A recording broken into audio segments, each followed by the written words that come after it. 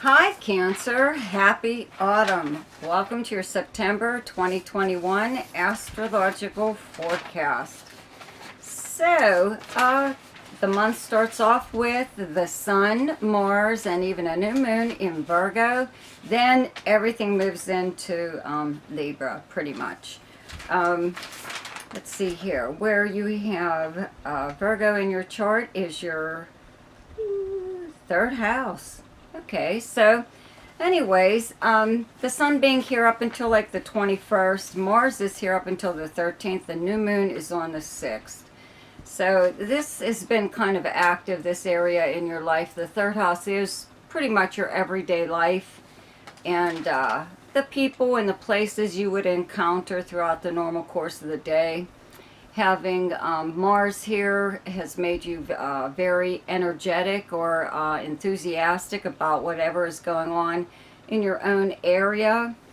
Third house is also communications and short distance travel. So you may have or are going to take a short trip somewhere, more than likely a road trip. It would be like an overnighter or a weekender or just a few days somewhere. Okay. The third house is also your siblings and cousins and your neighbors. So you could have a little bit more contact with them right now for some reason or other. There's a new moon on the 6th here. And the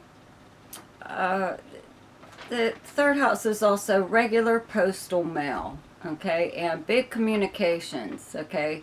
Usually phone call or regular mail, but there's also email and text messages and even voicemail. So you could receive some kind of message at this time or a letter in the mail that is, I would have to say, good news, because a new moon brings new beginnings, and whatever it is that you are learning or a communication that you receive on this day or even information of some kind, it allows you to move forward. Okay, even if you were waiting on something that you were wishing and hoping for, and only to find out that it's not going to happen. It's more than likely a good thing because it wasn't supposed to happen. Okay, it would have prevented you from doing whatever it is you're going to do now, which is move forward. Okay.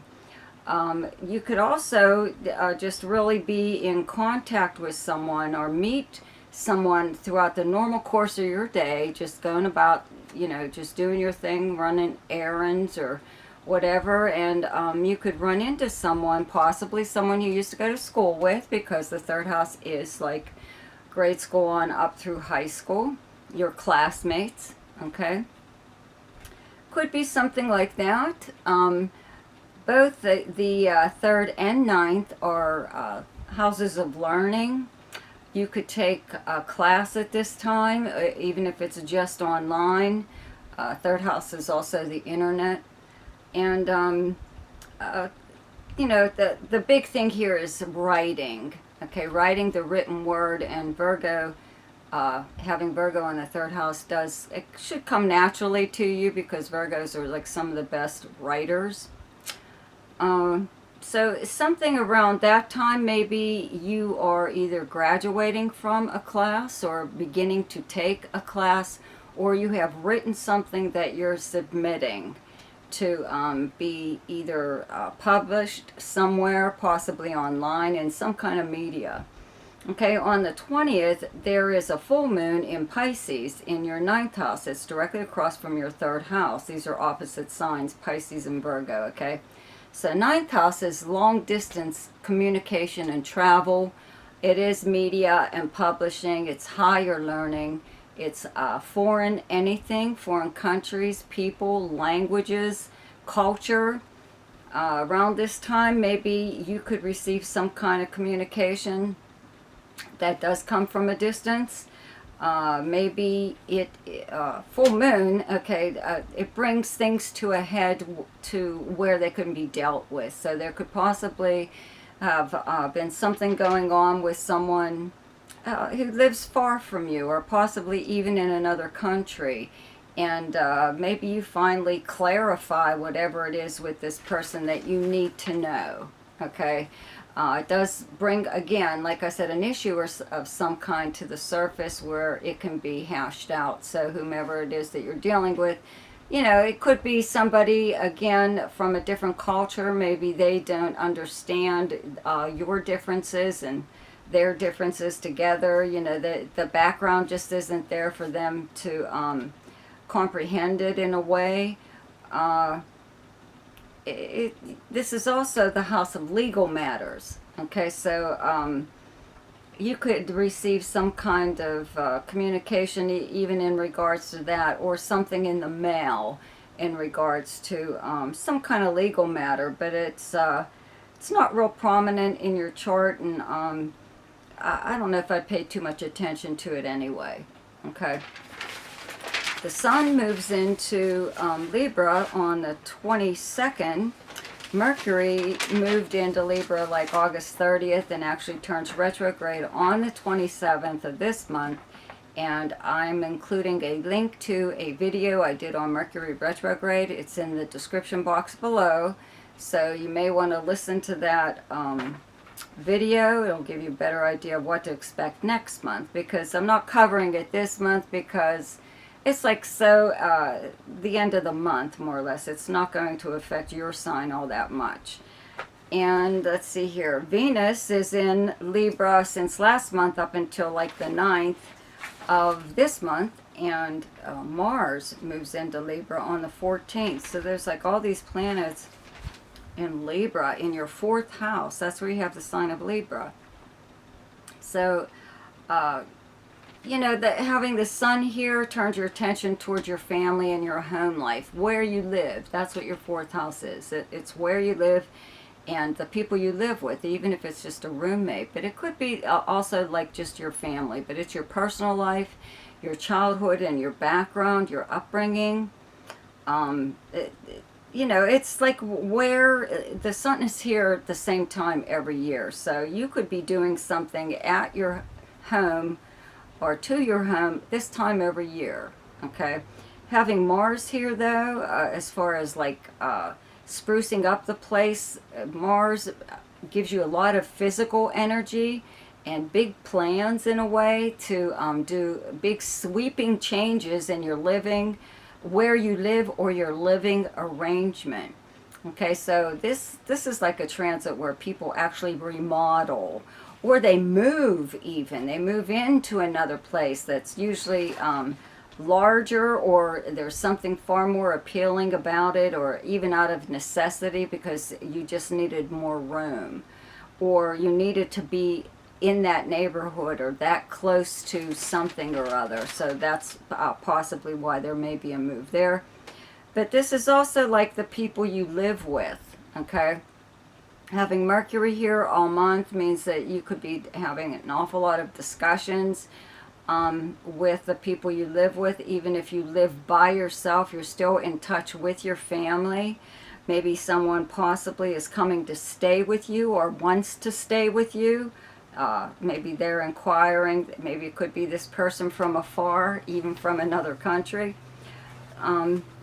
But, you know, you are trying to make some kind of changes in your living, the way you live, or the people you live with, or just within your family. Like if you have children, this is where you're really trying to make some kind of change with them. You know, maybe, I don't know, maybe having them pitch in and do more than they're already doing at home, or you are really inquiring about their personal life, maybe even.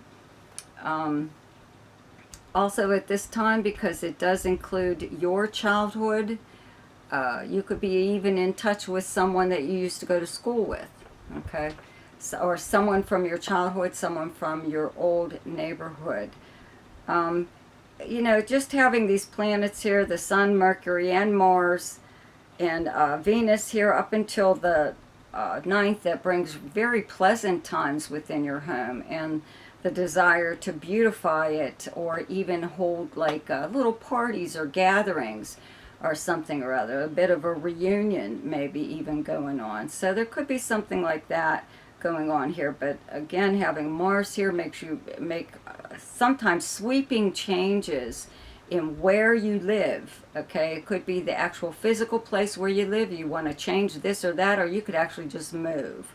Okay.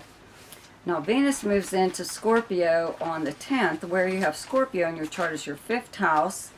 It's here all month. Your 5th house is your house of romance and creativity and gambling, speculation, entertainment, or fun of any kind. It's drama and dancing and the movies and sports, you know, speculation.